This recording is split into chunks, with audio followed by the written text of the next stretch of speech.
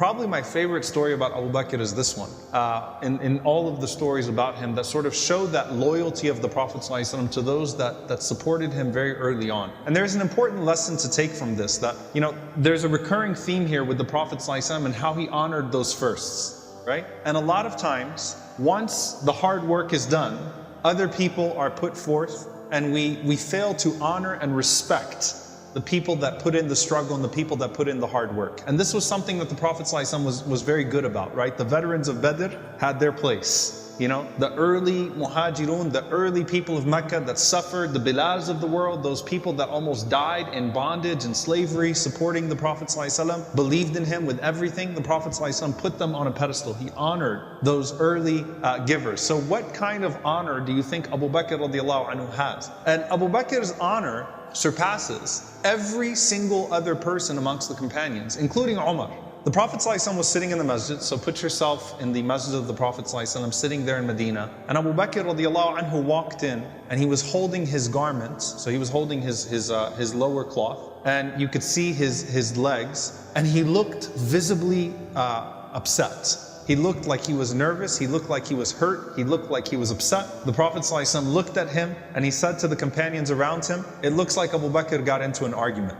You know, when you know your best friend so well, you can identify within the first few moments what type of emotion they're feeling. So he didn't say Abu Bakr is anxious, or Abu Bakr must be in trouble, or he said, that's the Abu Bakr that got into an argument. He got into an argument with somebody, right? Something is bothering him, but particularly he must have got into an argument with someone. So as Abu Bakr is walking to the Prophet ﷺ, he already mentioned that to the companions. He says to the Prophet ﷺ, Assalamu alayka, peace be unto you. He says, O Messenger of Allah, I and Umar ibn al-Khattab got into an argument.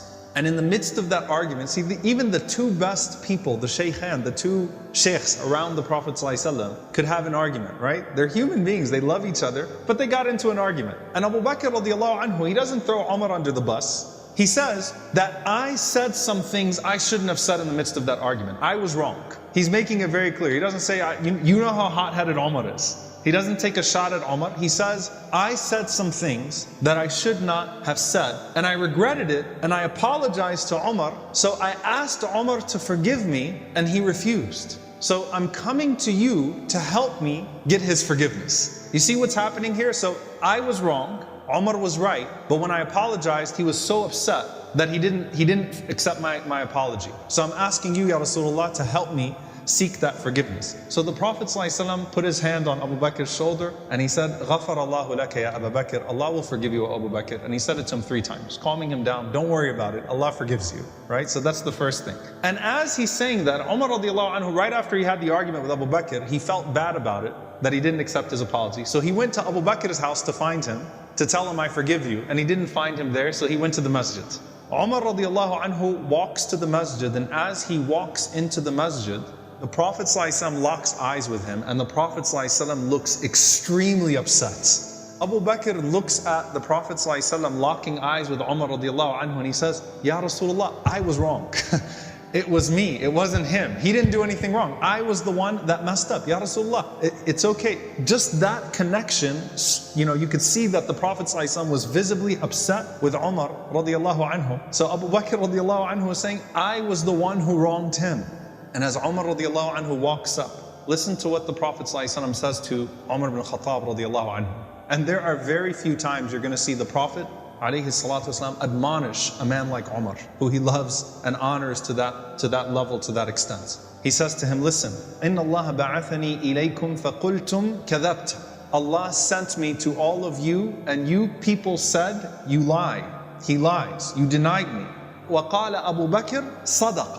And Abu Bakr said, he's telling the truth. وَوَاسَانِي بِنَفْسِهِ وَمَالِهِ. And he supported me with all of himself and all of his wealth, like no other person. By the way, the word wasani is he gave me his all. It's the same word that the Prophet ﷺ used to describe Khadija radiallahu anha. وَوَاسَتْنِي. Gave me his all, she gave me her all. No one could replace Khadija, right?